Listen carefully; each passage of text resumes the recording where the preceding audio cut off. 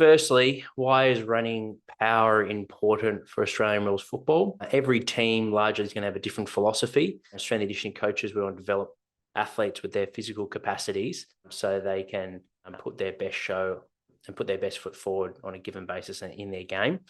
So clearly, when we're thinking about running power, we're thinking about our half backs, our half forwards, and our wing, particularly our outside players, their ability to do two-way running. So whether they're holding a line for the opposite winger to be able to keep other players accountable in the opposing team, or for chase down tackles, or just simply creating space and spreading the field for the key position players to lead up into.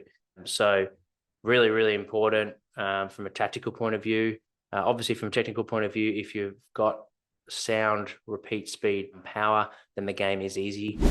Running economy. So when we're thinking about running economy, it's how well you're moving, not so much the output. So not looking at how fast someone went from A to B, but looking at the mechanics of how they got there. The analogy I love to use is if we're thinking of a car, how full are the tires of that car to be able to maximize the engine, the horsepower. Okay, so if you've got flat tires, i.e., when you're running along the ground and you're looking at someone in their swing leg, their feet are pointing to the ground. There's that no pre-tension. Then when they hit the ground, they're going to spend a little bit extra contact time with the ground. So that's going to create extra work for their muscles, and therefore they're going to get less performance out of that because they're spending more time on the ground. So it's not going to be as stiff, not as elastic.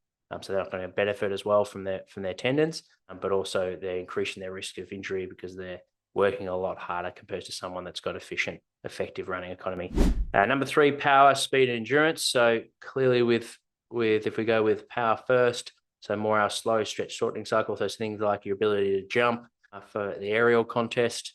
Power is also conducive with acceleration, your first step or 2 to 3 steps. Endurance, so what's your deficit like between the first quarter to your last? So what's the capacity like for key muscles, hamstrings, soleus, gastroc, quads, adductors, and glute med, glute max. Someone that's got really sound endurance will be able to hit 30 calf raises on each leg, single leg. And then, of course, speed. Speed is king in Australian rules football these days. The game's only getting faster. If you haven't got speed, and anticipation comes with that, the ability to be able to read and react, but then also the physical capacity, then you need to work on speed. But to talk about the controllables, you probably want to be doing some form of speed training twice a week, whether that be an acceleration-based session, your ability to be able to go from low speed to high speed in a really short space. And then the strong enough aspect. So can you squat or deadlift 2 times body weight? Can you bench press around 1.3 times body weight? We know they're AFL demands, so that's more for senior athletes. If you're still developing and you're new to the gym, I wouldn't worry about those 2 criteria. Focus on your technique, focus on your more muscle endurance capacity, focus on your aerobic capacity, your endurance side of things from a running point of view. Strength will come later on as you spend more years in the gym.